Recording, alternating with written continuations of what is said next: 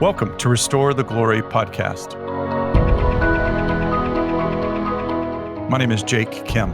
And I'm Bob Schutz. We're two Catholic therapists sharing what we've learned personally and professionally to help you on the journey of restoration. If you've been blessed by our podcast, please prayerfully consider partnering with us on Patreon. Your support will help cover the cost to produce the podcast, but will also give you access to exclusive content like monthly reflections and special live stream teachings. Go to patreon.com/restoretheglory and join the mission of experiencing the restoration of our God-given glory. Hey, Bob. Good to see you today.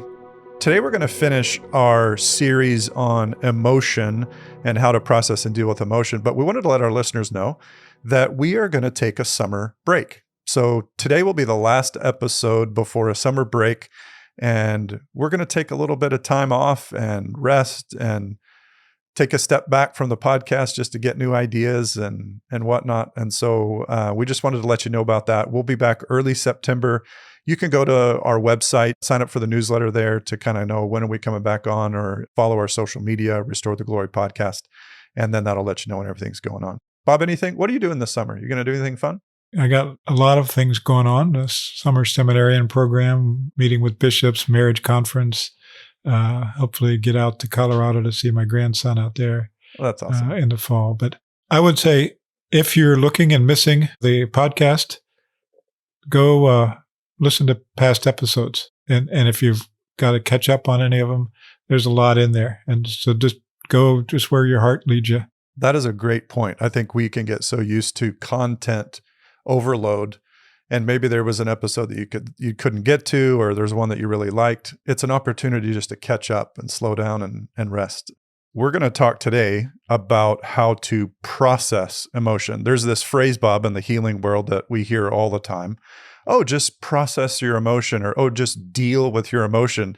And we were like, you know what? We should maybe talk about what that actually means and how to do that, because this is where it really gets practical. So initial thoughts, Bob, have you noticed that too about, oh, just go process it? Yeah, it's a therapist lingo, huh? It very much is. I remember my wife and sister, my wife Margie and sister Kathy, we were labor and delivery nurses together, and they would sit down and have these conversations, and I'd be completely outside of it. Right. You know, I understood cervixes and that kind of stuff, where they would right. but a whole lot of other stuff. It was just like lingo. Yes. And so just we're not conscious of the lingo that we use. It's very true. It's just so natural to us. We're going to explain a little of the lingo. What's interesting is that I don't know if all of us agree about the lingo. So we'll see what happens with this one. Like, because when you hear the phrase, oh, just process your emotion, I think we say that to people who have intense emotion or who remember a time when they felt really intensely go, oh, I wish it was just that easy to just process it, or for all my Canadian friends, process it. So we're going to try to get into that and dialogue about that. So today, I think it's going to be chock full of practicals, and listeners, just a little bit of pastoral encouragement. You don't need to necessarily write these down and, okay, I got to do step 1 to 33. You're more going to navigate through these and try some of these out and go, oh, I see fruit there. Something shifted. Okay, keep doing that. Pay attention. Not everything is going to work for everyone. So, Bob, let's maybe define our terms a little bit to start off. When you hear, oh, process your emotion, what is the generic idea that comes to mind? I think to be able to talk through, and, you know, I'm even thinking in terms of the way the brain operates. You know, it's like intense emotion comes to the back of the brain, and our thinking about it and understanding it comes in the frontal cortexes. And so I'm thinking of bringing what's an experience into an understanding of an experience, and also having an opportunity to take an emotion that's felt and share it so that it could be seen and heard and understood. All of that would be part of processing from my standpoint. It's funny because when you say that, I'm like, yep, I'm with you. And then I'm wondering, I wonder how easily that translates for people. And that's exactly why we're wanting to break this down. Have you ever seen Dan Siegel, the mindfulness guy who's a neuropsych guy? He's just done a lot of work in the area of neurology, et cetera, et cetera. Have you seen his hand model of the brain? What he does? No, I haven't. Okay. So people can go out there and Google hand model of the brain, Dan Siegel, because I'm about to describe it, but it won't make sense. But so basically you take your hand like this with your 5 fingers, like you're about to high five someone, and then you tuck your thumb underneath the 4 fingers. So your thumb is now touching your palm. And then you wrap the 4 fingers over your thumb. And he goes, basically now you have a brain.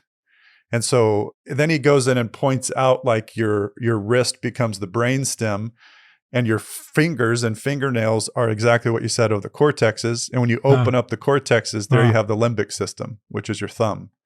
And so what's going on is this limbic system has all these feeling things going on.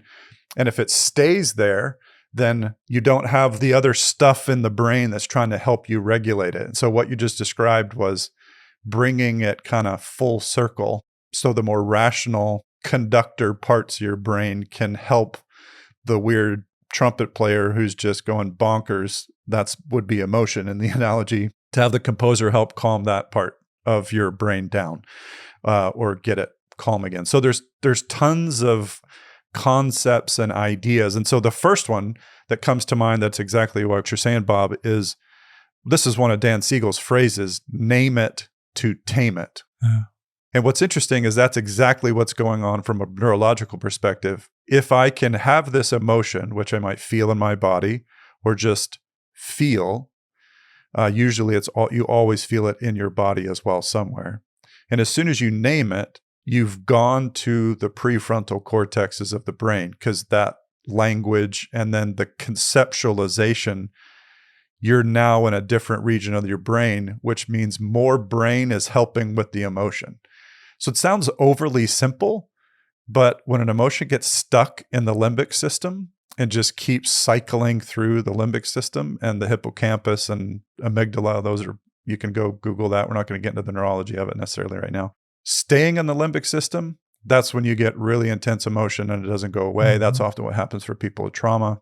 Recruiting other parts of the brain, that's when you can regulate an emotion or calm it down. And there's tons of different ways to do that. So the first one, awareness, name it, label the emotion. Have you seen that? Oh, definitely. Yeah. I mean, that's a lot of what therapy is, right? It's helping people to, well, I guess there may be one that's preceding that, which I've heard the phrase to feel it to heal it. You know, it's like, there we go. Before you name it, you have to feel it, right? Because if you just name it without feeling it, it still stays in that. It could still be dissociated. Yeah, still be dissociated. So feeling it and then having the safety of someone to be, let's say it's relational in therapy. There's somebody with you Yes. who's helping you feel safe enough to feel it, because sometimes the feelings are intense. Yes. Or they're not expressed or they're not seen, like yes. The ability to be sad and somebody not shame you for being sad, but welcome your sorrow. Or the ability to be angry and somebody not shutting down your anger, but inviting it. Yes. Or somebody, feeling joy and somebody not dismissing your joy. And so you feel those things or their primal experiences, like core experiences. Yes. And we've heard people say that 90 seconds is the extent to which an emotion lasts in the body. Yeah. And so just sitting in the emotion in a sense, just sitting with it, allowing it to be there.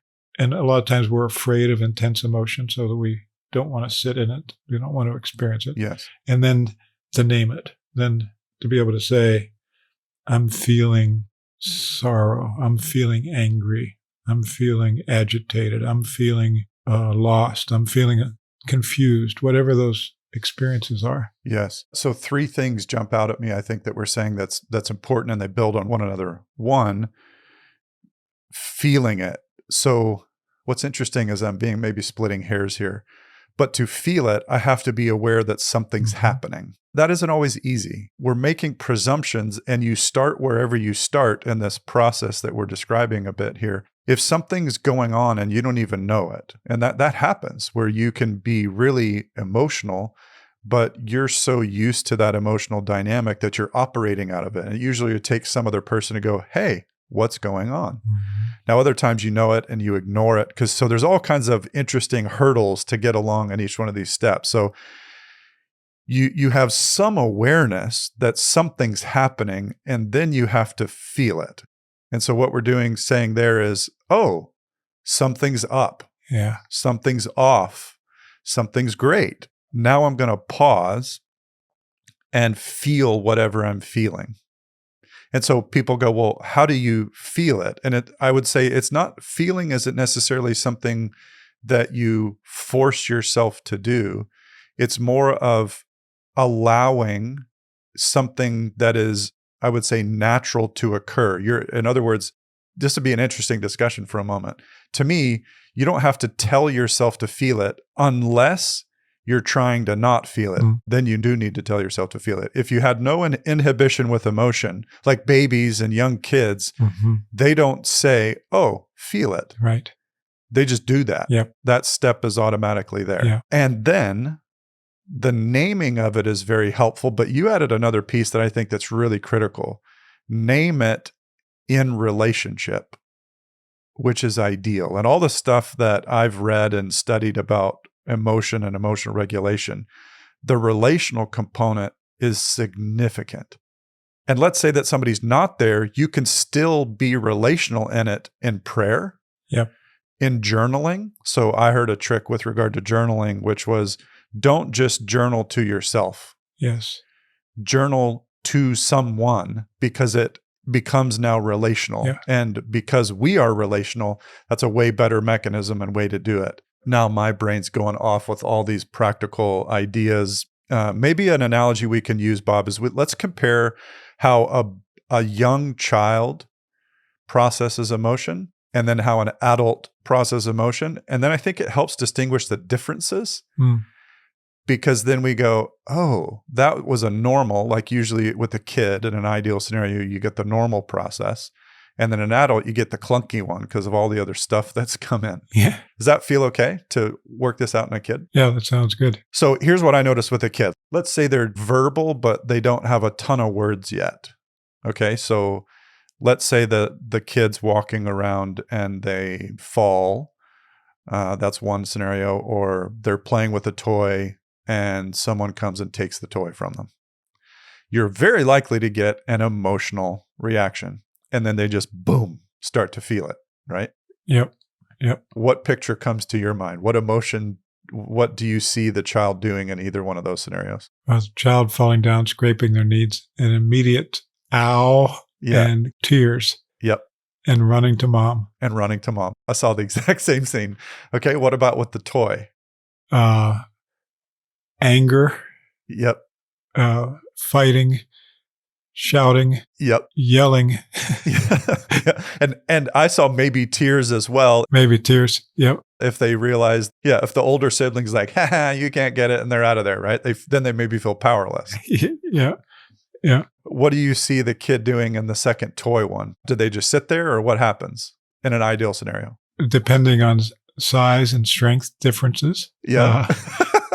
Here we go. Yeah. Could be a physical response. Yep. Of pushing away, grabbing, grasping, hitting. Yep. Or if they're shouting to mom. Yes. Or to dad, but usually to mom in that situation, right? Yeah. Yep. Awesome. So the process that we just laid out, awareness, feel it, name it, relationship, is in both of those. And we instinctively just described it. And I think most people would describe it that way. And it's pretty normal. The key thing, though, in the midst of it is with the kid, their awareness and feeling of it is uninhibited. Yeah. It just, boom, it just happens. Yeah. For a young child, there's no filter that analyzes it. Yeah, there's no filter. And I think that's why there's value in reflecting on the child experience first and then going to an adult experience, because you learn some basic things. How does the kid, though, get back to okay? And this is where a lot of psychology people are going to be going, oh, like this is a high interesting topic in the psychological world, because how does the kid get back to being okay? I would argue a relationship. Mm-hmm. A relationship is necessary for the kid to emotionally regulate. And in the first case, we see the kid running to the parent. Uh-huh. And what does a good parent do in that scenario? Let's paint that picture. What does a good parent do when the kid has fallen? What do you see happening? Well, first of all, you see compassion on the parent's face, Yeah. kind of arms open, Yep. drawing the child in, physically comforting them, Yes. and then examining and listening Yeah. to what the child wants to share about what happened. Yep. And then you have the proverbial kissing the boo-boo, and they get up and run away, right? Yeah, they go on. Yeah. I saw the exact same thing. Tell me, did you see this or is this just me? Does the parent, I saw the parent in that situation saying, "Oh, you scraped your knee. Yep. Name it. Oh, it hurts. Yep. Oh," putting words Putting words that the child probably doesn't have. the child probably doesn't have. There's the process right there. Yep. And what psychology has done a lot of research on is what's going on between that child and parent, and how does that kid get back to okay again? And this is one of the things that's absolutely fascinated me about psychology. And if you understand it well, it's incredibly fascinating when you think about it with God, with God as parent. Because what's going on in that young kid's experience is pain, discomfort, something is out of order. It's not as it should be. And the kid knows it. That's why there's this negative emotion. And then they go to a loving person. And here's the wild part that psychology says, neurologically and psychologically. The kid doesn't know how to get through it on their own. So they borrow the parent's calmness, capacity to name it, and care. And over time, the kid internalizes what they got from their parent. This is literally how you learn the skills of emotional regulation, is you internalize what was done to you when you had emotion. So let me throw a couple scenarios back to you. Great. There's no parent there. What happens? Yeah. Well, several things could happen. The kid scrapes their knee. If we use that one as an example, the kid scrapes their knee, and almost always, if you watch, they will look around. They might go into the house if they can. They'll try to find someone. And if there's no one to be found, you will get varying reactions depending on the kid. And this is where I think some people would begin to define attachment disorders, but we won't go there for the sake of time. In one situation, you might have the kid just sob and sob and sob until they literally cry themselves to sleep out of sheer exhaustion. You might have another kid who I could see starts to numb out. Yeah. If the emotion's too intense and they feel alone. You could have a kid where the emotion increases because the knee scrape was one thing, but the being alone is way worse. And so now the emotion shifts to ouch to potential terror. So the alone part is a key part of this, especially when they're young. Yeah. What about you? What comes to mind for you in that scenario? Yeah, all of those things. I think depending on the severity of the pain, they might just feel it and then move on. Just experience it and move on. So I think that could be another alternative. Not everything is a major trauma. That's right. In those situations. Yeah. But I'm also thinking of a place where a child is shamed for the reaction. That's really, right? Yeah. And then what happens? Then it's like my emotions are bad. Yep. I can't show them. Yeah. I'm going to get humiliated. Yes. I have to keep them to myself. I have to shut them down. That's where dissociation would probably kick in, or worse yet, shame over emotion and repression and that kind of stuff. That's interesting because that I would say is a very common experience. Yes. And what's interesting is if you have, let's say the toddler, let's say they're 2, they're just verbal. A lot of people go, so literally those phrases are going across their mind like a stock market screen where all the things, no, that's not actually how it works. These are, a better way to put it would be like an interpretation. They might not have, like you said, the words for that, but the reality is there. They will have a belief, but they might not have words for it yet, which is really fascinating. It might be the image of an angry face. There you go. That's associated now with that emotion. Yes. This process that I was talking about where the relation to the kid and you internalize or borrow, What's really interesting about that process, some people call it the process of mentalization. Here's the wild part of it. When the kid is upset, what they're doing is watching mom or dad or caregiver's face. And this is crazy. This is what some of the experts say. They are perceiving an image of themselves within the mind and heart of the caregiver. Yeah. And so based on how the caregiver reacts, they're getting an image of themselves that's in the caregiver. So if the caregiver is angry, they're trying to go, what's the picture of me inside my mom or dad's head? And that must be who I am. Yep. And at the most fundamental level, it's either good me or bad me. Yeah, very true. It's not any more nuanced than that for a really young child. It's just, if I'm getting love and care, I'm good. If I'm not getting love and care, if I'm getting something else, I'm bad. Yep. It's as simple as a stick figure with a smiley face or a sad face. That's the degree of complexity. And again, I know the super psychology people are like, this is ridiculous. Like we're trying to make it simple for average people to be able to comprehend this. So that process of mentalization, there's other names for it, is a huge developmental process. And it's a massive component to regulation of emotion. Now, parents out there might be like, oh no, I've ruined it. The fun thing about this is that mentalization process is always active.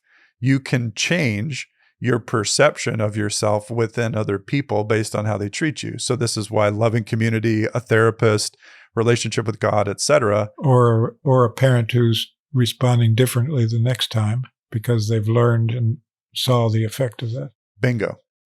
All of that is this is why emotion and the regulation of emotion is directly attached to the development of identity. This is the linchpin right here, this process of mentalization and how it occurs. And so parents, you don't need to like have your own emotional attack here because of being overwhelmed, right?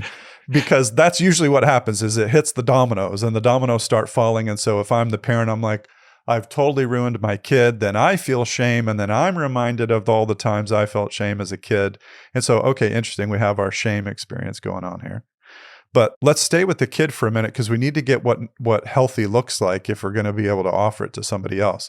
So in an ideal scenario, I like what you said, Bob, about the kid who falls and scrapes their knee. They might just be like, they might cry for 5-10 seconds and they don't even go inside. Yeah. And then they just hop back up and start playing. That's actually okay. Like there's some what's called emotional resilience that's there. Ow, this hurt. I'm able to comfort myself. The pain went away. And my motivation to get back into whatever the heck I was doing is higher than focusing on the emotion. And some of that's temperament and whatever. And some of that's temperament, and some of that's a child who's been cared for and comforted over time that they can internalize that and move forward. Bingo. If mom's done it 100 times, or dad, doesn't matter. Yep. Their brain goes, oh, I know this process. And their brain goes, feeling, care, here's what I'm feeling. It's okay. And whoop, and it spins around.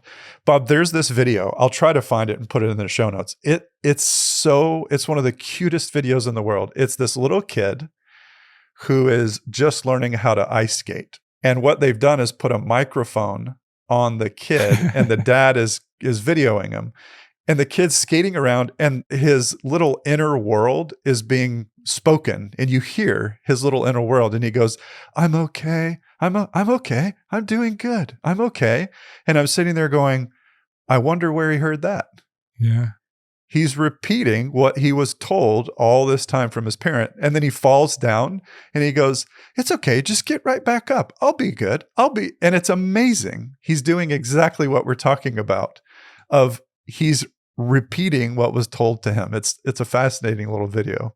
As you say that, I'm kind of thinking about my grandchildren playing in the backyard with one another, with their dad. Yeah. There's a different dynamic here with dads and moms. Yep. And there's a different dynamic with boys and girls. Yes. And really, as we're talking about this incident, I'm thinking about how the oldest brother kind of mimicking the dad, taught the younger brothers not to cry when they got hurt on the field playing. Mm-hmm. And I'm just kind of reflecting on that. I watched that so many times. Right. And almost a shaming for crying. Yes. And then the effect in the heart of a child, yes. particularly a sensitive child and a sensitive boy in that sense. Yep. And what he does with that be tough message. Yes. And yet to play sports, you have to have some level of toughness. So it's not that it's a bad thing that they're being enculturated in how to be on the sports field and get over little things and not just cry about everyone. Right. But at the same time, what happens to the place of the heart that the mom then wants to comfort and, just the role of mother and father there of developing toughness and comforting pain. Yes. Can you play the role now and then comment on the scene you just were reflecting on? Like what do you notice about the pros and cons of the dad who says, hey, we have to get over some stuff versus and we're stereotyping here, but I think it's a really good example because sports aren't bad and all of that. Yeah. And it can happen for girls and boys, but I think there's a difference here in the way that boys are enculturated and taught to be boys, taught to be tough. Think back even into the Greeks, the training for military in young boys was very young. And they desensitized them to their emotions. Wow. On purpose. On purpose. Because they couldn't go into battle and be emotionally responsive to what they were feeling and what was going on because they couldn't do it. So dissociation was almost taught as part of the training. Yes. And I think about that in terms of sports. When I think about sports, we learn to ignore the injuries, right? Unless they're really serious. Yes. But ignore the pain. Yes. No pain, no gain. Yeah, no pain, no gain. What's the motivation that you think is there? Why would anybody do that? Because you can't stop and pay attention to what hurts if you got to get the ball across the goal or get the ball in the basket or, right. Win the wrestling match or whatever. Right. How would it work if you're in the middle of a wrestling match and you just stop and says, oh, he hurt my arm. Mommy, come over here and help me. Right. Do you think that that's because he wants to finish the match or he's afraid of the shame? I think it's all of the above. All of them. Okay. I think it's all of the above. Yeah. But in that case, you have to ask the question, is the shame helpful or hurtful? Interesting. Yes. Is the child being shamed for being a crybaby? It's such an interesting phrase, isn't it? Now that we're putting it in context. Yeah. Yeah. And so again, part of it's what age is the child? That's good. A 2-year-old falling down and getting hurt is not going to be a crybaby, but a 8-year-old who's crying every time something goes bad. I remember my brothers when they were growing up in Little League Baseball. Yeah. And there was always one kid on the team who couldn't handle striking out. Yes. Right? Yes. And that was a whole different scenario in terms of the public embarrassment of him stopping and just bawling in tears when he strikes out. Yes. As opposed to the rest of the team that can strike out and kind of deal with it. It's fascinating, eh? Because in the strikeout, the emotions are all there and you're watching dealing with or processing emotion firsthand. Yep. And I don't know about you, but I'm the guy in that situation in the stands that sees the kid cry. And the first thing I do is I look for the parent. Yeah. It's like instinct for me to go then look for the parent to see how will the parent navigate this scenario. If the kid is 15, that's a way different experience than if the kid is 3. Right. Right. Because there's some assumptions that the kid will have learned to handle or process a lesser emotional experience. And what's interesting is if you have a 15-year-old kid who starts bawling at striking out, I think you and I, if we were sitting in those stands, we would say, what's going on here? Yeah. Something has probably happened because there isn't a normal development of the emotional regulation skills that you would expect to have at that level. And I think what you're nuancing, which I think is really cool, is we're supposed to be able to develop enough to be able to handle heavier or more intense emotions, yet not to dissociate from them and say, oh, go away. But that balancing act has a huge implication on adult life. Yeah. And then we have people who are inward processors and outward processors, right? Yep. All the nuances are really interesting in there. And I think the point that we're making is that even in this domain of normal emotional regulation or processing, or deal with it, or do your, like, what are we saying here? You got to be aware of it. You got to feel it. You got to name it. Ideally, you're doing all of that in the context of a relationship, or it's happening soon after. A connection is happening quickly after. The earlier, the better. The more frequent, the earlier, the better. It gets internalized, and it continues on in life. I mean, all your kids are raised, and you're a grandfather. I'm at the stage of my kids are leaving the home and going off. It's still normal for kids to get upset. Mm-hmm. I consider it a treasured experience when my 20-year-old and, high teens, when they're highly emotional, there's something precious about it. Yes. Because the vulnerability, they know I'm feeling maybe ashamed, or the expectation that I shouldn't have this big of emotion. And so there's a beautiful time of, loving them there. And I say to people who have young kids, they're like, oh, I'm in the diaper phase. And I say to them, the diaper phase never ends. The stuff in the diaper just gets bigger and smellier, and it becomes emotional. It's no longer physical. It eventually just changes to emotional diapers, and you'll be changing those for the rest of your life. So what strikes you about all of this as we start to shift our focus and attention onto a kid growing up and the adult, and maybe it didn't go perfectly? Yeah, I think just the importance of adults being able to walk through and process their own emotions, so that, which we'll talk about here in a second, so that they can be effective in being able to help children process their emotions. Yeah. Because we're going to treat our children the way we've treated our own internal world, probably, which is how we were treated. Yeah. And we're just going to kind of repeat that cycle down the line. Yeah. For the most part, unless we've learned along the way and we've learned how to handle our own emotion differently. I think if I make it practical, all it takes is an individual to say, hey, this week I'm just going to try to be aware of how I deal with my own emotions, or just this day. And you'll learn a lot about your upbringing, because your tendencies were repeated by your caregivers. And so it's extremely difficult to not internalize that.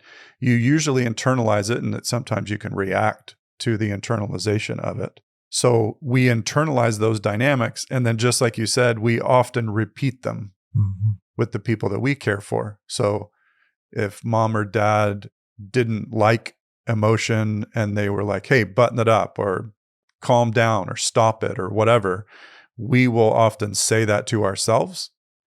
And we'll usually say that to other people. That's a normal way. Sometimes people flip to the opposite extreme, almost in revolt against what their parents said.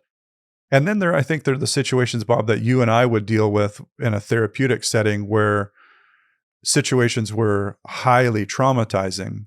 And then the nuancing changes, I think, a little bit more, because in those situations, you had things that were extremely difficult. We're not talking scraped knees. We're talking massive life-altering experiences that should have very intense emotion. Yes. A regular scenario is, one, the person who was the abuser is in the home. And so the child will say, I can't feel this because I'll get more of the abuse. Mm-hmm. Or in another scenario, the abuser isn't in the home, and the child says, I'm bad. My mom and dad are going to think this and that of me. Or the abuser said, if you say something, I'll hurt you more. Yeah. And then there can also be that scenario where the kid starts to get emotional and the parent doesn't understand it. And like, what are you talking about? Your life's great. Like, what's wrong with you? And they don't realize that, when they drop them off at the caregiver's house or whatever, or when they go visit grandpa or whatever, like, again, I'm not trying to label every scenario. I'm just, these are real stories, or the neighbor or whatever. Something really intense is going on. And so I'm sure in your career as well as in mine, I was watching for those dynamics. You know, like if I was around a kid and the parent goes, I don't know what's going on with this kid. They just are always checked out or they're always emotional. And I'd go, Mm, what else is going on here? You know, yeah. thoughts about that? Yeah, I'm having lots of different thoughts. One is I'm in the middle of reading a book, Flowers for Algernon, Oh, and it does such a neat job of describing this young boy who's developing intelligence, artificial. You know, it's been an experiment, but yeah. his awareness of his emotions and his what he experienced at one point that he didn't understand, and now he's coming to an understanding of. Wow. As he's able to now process and describe his childhood emotions as he's having memories. Yes. The description is really beautiful. You know, it's just like the anxiety that he has as his mother's yelling at him and he's going to pee his pants and then he's going to get punished for peeing his pants, but he's frozen and his mother's yelling at him, go to the bathroom, but he's frozen and he can't move. And just the preciousness of that kind of description Yes. of what's often so unconscious. That's okay. And yet it's happening in real time. So let's take that story and let's pretend that that person is coming to talk to you as an adult. Okay. And that was their memory growing up. Yeah. So this is obviously out of the book, but I think it's a great scenario. So they come into therapy and this might present as, I have this bladder problem and I've had it since I was young and I don't understand it. And I get in regular arguments with my wife. I feel frozen because I know I should do the dishes, but you know, it feels like I just randomly stand there. And then she gets upset at me like, what are you doing? Why are you not? Walk us through how you might get to that root memory. What would you do with that memory and how emotion would be in that story? Yeah.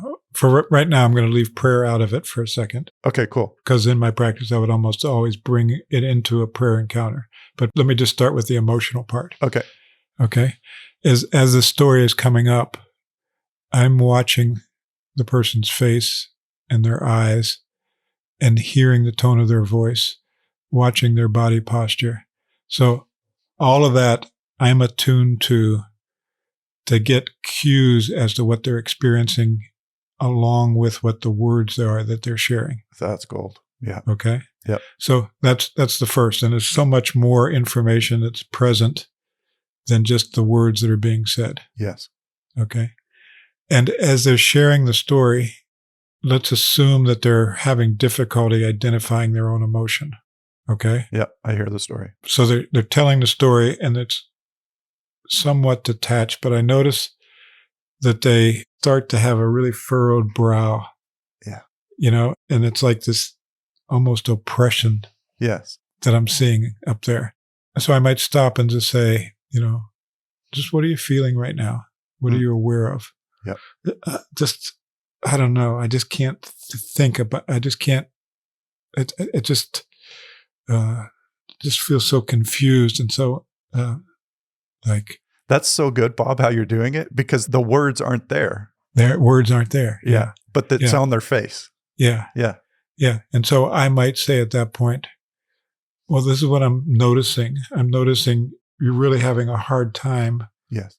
And it's like your forehead is all, and I could tell you were in a lot of angst there. Yeah. Yeah. So can you describe what's happening in this memory? What's happening around you? What is your mom doing? What are you doing? What is your dad doing if he's there?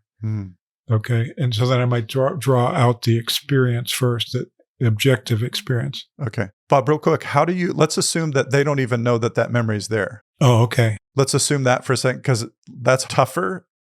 But let's assume they're saying all that facial stuff, and then let's say it's about their spouse. Okay. All right. But they don't even remember the earlier incident. The early one. Yeah. Okay. So I'd have them then describe what's happening with the spouse. Gotcha.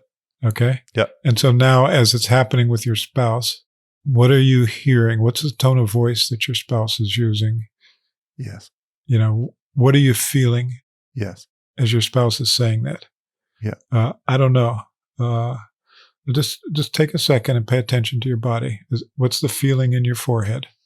Yes. Anywhere else in your body? Yeah, I got this knot in my stomach. Yep. Okay.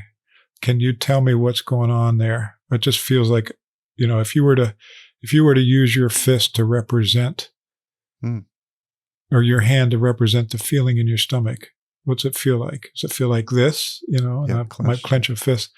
And they would say, well, it feels like this, and then it feels like it's going like this, pulsating, Yes.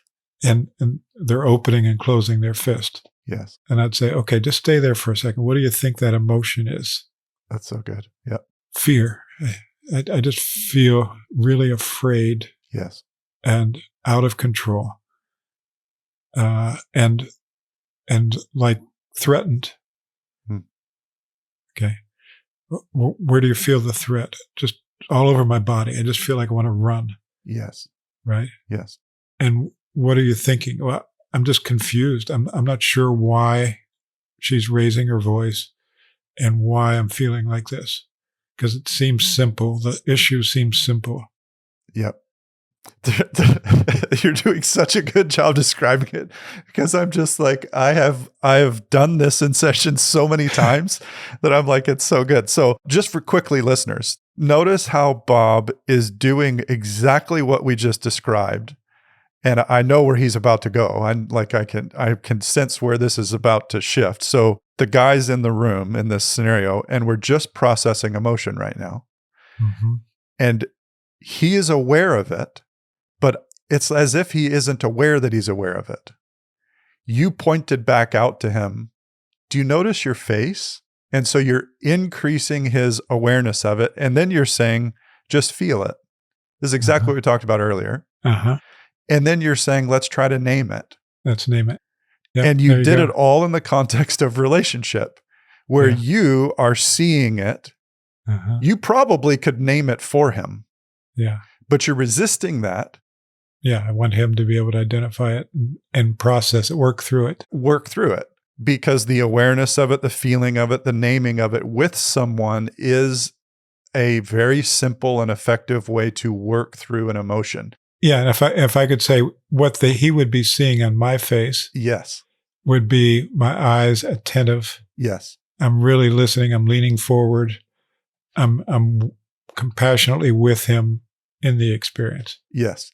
So he's getting something from you in this exact experience that he's had his whole life, but it's different with you because you're not yelling at me.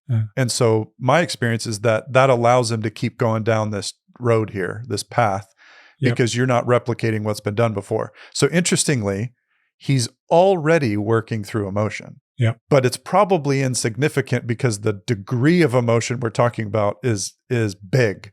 So he's not even aware. We're already in a healing process here. Yeah. And with our permanency training, I say to people, if all you get is this part, there's lots of healing that's already taken place. It's so true. It's so true. This is in one way why therapy works. Right. That's right. So, Bob, let's take it to the next step. How do we go from here to we magically know, but our hunch tells us therapeutically? We know the end of the story in this guy's case, but we've done therapy long enough that I know you're not stopping there. Yeah. After we processed it through in the present, I would say, do you have a sense that this has any deeper root to you? And they said, not that I know of. And I said, well, could we just stop and pray and ask the Holy Spirit? Interesting. Or we could just stop and be quiet and see if there's a place where this feeling is familiar. For me, it would be in prayer there. Let the Holy Spirit show us. And then he gets brought back to this memory where his mom is screaming at him, and he's not only feeling that tension in his gut, and he's confused because he doesn't understand, but he also now has to go to the bathroom, but he's afraid he's going to pee his pants, and then he's really going to get in trouble. And then we walk into that memory, and he's peed his pants, and his mother's screaming and yelling at him and shouting at him, and he's just totally shut down and humiliated, and now it's really intense. Yep. In our line of work, it wouldn't be odd for the guy to potentially pee his pants. Because the memory is so intense. And that's a bit of a unique scenario in that, but it happens. I can think of a case or two that involved bladder control. And so 2 or 3 people I worked with. And so I'm just highlighting for the people out there who have this level of intensity And they don't understand. I'm trying to normalize that when those emotions are that high again, the experiences you had when you were little, they're right there. Yeah. And the things that happened, they're right there. So let me bring it back to you. What happens to the person who, when we go back there aren't any emotions back there? So let's say that we prayed and they think about it, but they're stonewalled, they're blank. Yeah. Yeah. If that happened for me, I would say, I'd ask like, what's happening right now as you recall this? And so obviously I have in my mind this previous experience of them talking about their spouse, and then they talk about this one, which from my objective assessment is way more intense than the one with their spouse, but they're shut down. Uh-huh. I would see that and say they survived by shutting down their emotion. Uh-huh. And so accessing emotion, understandably, is a major threat. That's my conceptualization of it. And so I would invite them to consider something to the effect of, I would probably highlight, I'm noticing that you're talking about something that's really intense, yet you have no more emotion about it. Tell me about that. And so I would see if they could see the discrepancy. And now I have a crossroads. Let's say I'm working with a client who has no faith background. Mm-hmm. I would proceed down more of a objective therapeutic stance and would say something to the effect of, is there any chance that you learned how to cope or whatever? I would ask a question to explore that. If I'm in a faith setting where prayer is a open, regular, welcomed part, that's the majority of my practice, is I would ask the Holy Spirit to help interpret. Holy Spirit, can you help us understand what's going on here with a really intense emotion and yet no emotion? And then I would keep turning it back to the Holy Spirit. And so in my experience of the latter, bringing in the Holy Spirit, the picture would get more vivid. There might be a little bit of emotion. And if nothing keeps happening, that'd probably be the most common. We'd pray, nothing would happen. I would introduce to them the concept of a vow. And I would say, let's say they have no idea what a vow is. I would say, can we just pause for a moment? And I would do a little bit of what's called psychoeducation. I would explain when we have really intense things happen, we're trying to survive. And so we adapt. We have to do something to survive because we're getting yelled at and that's intense. It can be overwhelming. And so one of the easiest ways to survive was to stop feeling. And so it'd be very normal if internally we ... said, I'm never going to feel again. This is unsafe. Does that at all feel true that might have happened? Some people would be, oh my gosh. Other people would be, I don't know. And then I would say, I wonder if we could do a little bit of prayer with this, a possible vow or a clear vow. Because if there is no vow and we pray, no big deal. We haven't hurt anything. If there is a vow and we pray, great. The vow might go away. If we pray with the vow, my experience is we do some praying against the vow, breaking the vow, renouncing the vow, any lies around the vow, like I will die if I feel, or I'll be abandoned if I feel. My experience is the floodgates of emotion open right about that time. They start to feel what the dam was blocking. All of that emotional water starts coming out. Yeah. And then at that point, there's a lot of just patience and attentiveness and being an emotional attuner that's nothing like what they got when they were little. Yeah. Good. That's really good. What jumps out to you there? The word we would use is dissociation there, Yep. right? And the vow, creating a wall of dissociation. Yeah. There may be times when I can see that the person isn't ready to go to there or to renounce the vow. That's good. And so that same patience may be needed in the dissociation. That's so good. It's like, just maybe explaining of the fact that you don't feel anything. What do you think about that? What do you think about this incident? Yes. And the fact that you don't feel anything. Right. And then I'm going to hear some of the beliefs. Yes. Like, well, my mom was doing the best she could.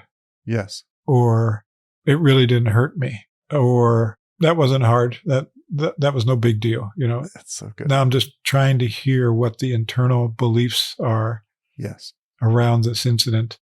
And that'll help me discover.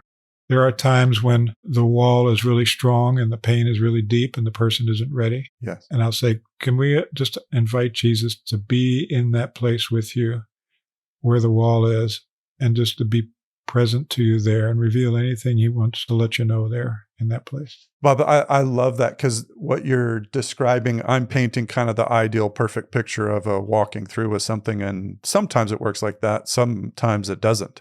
Right. And so what's beautiful about it is that notice what's happening again. No matter what the scenario or situation, the goal, bonding and relationship with Jesus. And if they can't do that, hopefully with the person who's in front of them. Yep. And to be safe enough Yes.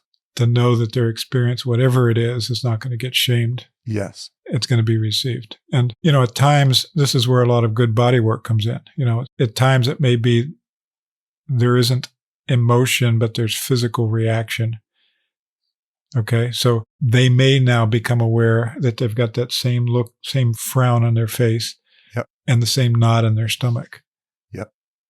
And they don't have any emotion, but they've got that knot. I think some people, and this is where it gets a little bit technical, I think some experts would argue that's still an emotion. Yes, it is. It's just somatic. It's somatic, yes. And then some people would say, is there such a thing as an emotion that isn't somatic? Somatic meaning bodily. Right. And so you're still doing emotional processing. Yes. You're still working through an emotion. What I love about it is, I think in the ideal perfect world, the awareness, that first thing, ideally there's an anchoring, there's a bodily, what we call anchor, meaning I feel sad and I feel it right here, my stomach or whatever. And just a little tip for people I've learned over the years is that when the emotion is in the core, you usually are dealing with a more intense, deeper dynamic than if the emotion is in an extremity. Yeah. So, wow, I feel a lot of pain in my knee. So I would start to go, okay, maybe we're dealing with a sports injury or a physical altercation that occurred. But most of the time when you're dealing with an emotional, like relational dynamic, it's from hips to shoulders. It's somewhere in that region. That emotion will be there. I would add one piece to that. I agree with all that, but I would add one piece also. Yeah. A lot of times I have found when pain is in the lower extremities, the feet and the legs, it's early childhood stuff or generational stuff. So interesting. But I agree with you that the core, like core abandonment pain and core fear, yes, is in the lower abdomen, and then usually around the heart area is more rejection stuff. Yes. And, confusion is usually up in the face. Isn't it like when people say, just for people to hear this, that this isn't weird, the neuropsychiatry and the neuropsychology of this is the central nervous system has feeling centers across the body. Yep. And some of the most predominant areas of emotional centers are literally the center of your chest, right around your heart and your stomach. Yeah. So what's weird if somebody says, I just have a gut feeling. Yeah. That is literal. That's a real thing. Yeah. There are emotional receptors in the central nervous system that are around the stomach. And there's a high concentration there. And so I have this gut feeling. That isn't weird. That's a very real dynamic. Very real. Yeah, that's going on. Yeah. Or I've got a pain in my heart. I've got a broken heart. That's very real. Yes. All those receptors can be feeling things, and that could be labeled as a particular emotion. I loved this story because I think it helps people walk. There's multiple layers of things we did there. That was fun for me. Yeah. Just to ping pong that back and forth. So we have this concept of just being aware of it, feel it, name it, in relationship, relate it, maybe is another way to say it. Awareness, feel it, name it, relate it. That I'm just making that up right now. Hopefully that resonates for people. Are there other simple things that come to mind before we land the plane today about how to deal or process with an emotion? Yeah. One of the things I've watched my children do this and other families do this that I really love is just a simple check-in at dinner table, which is, let's say all share an experience of joy today. Wow. What made you really happy today? Yeah. And everybody gets listened to. What made you sad today? Yeah. And everybody gets listened to. What made you angry today? Everybody gets listened to. Just very simple. When did you feel loved today? And then being present to the answers. And so that each person at the table focusing then, not in an exaggerated way, but just listening and taking in and receiving and sharing in the emotion of another. Yes. It just really teaches the range of healthy emotion, both positive, as we described, reflecting love, and negative, reflecting the absence of love. We did that for the majority of my kids' lives. Yeah. I had a more crude name for it called Happy Crappy. That's great. So they shared what was the happy part, what was the crappy part. And you know what happened, which it was amazing, is that while that's going on at the dinner table, you're teaching conversational skills. Yeah. Because it's guaranteed that one of the other kids interrupts or isn't paying attention or leaves the table or whatever. And so you're helping that kid as well. You're helping one kid learn how to express, and the other kid, you're going, no, we don't interrupt people when they're sharing, and so it teaches this conversational skill set. And my kids are really good around a dinner table. Yeah, that's really neat. It changes the dynamics of dinner. It sure does. When that goes on, and it creates communion. The other one that they do is joy, Jesus, and junk. What's that? Explain that one. Joy, junk is like you're happy and crappy. And then Jesus is a time of encounter during the day. Oh, wow. It's like an examen. Yeah. Yeah, it is like a little examen. Yeah. Yeah, I like the joy, Jesus, and junk. That's awesome.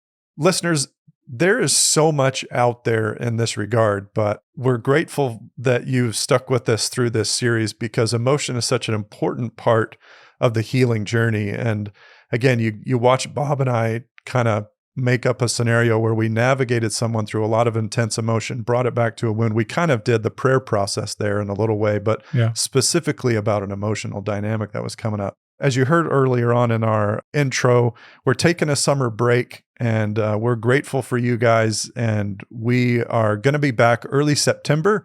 And so Bob and I are going to take a little R&R. We just want to say thanks so much. We hope you guys have a great summer, and we will talk to you again early fall. So God bless you. Talk to you again soon.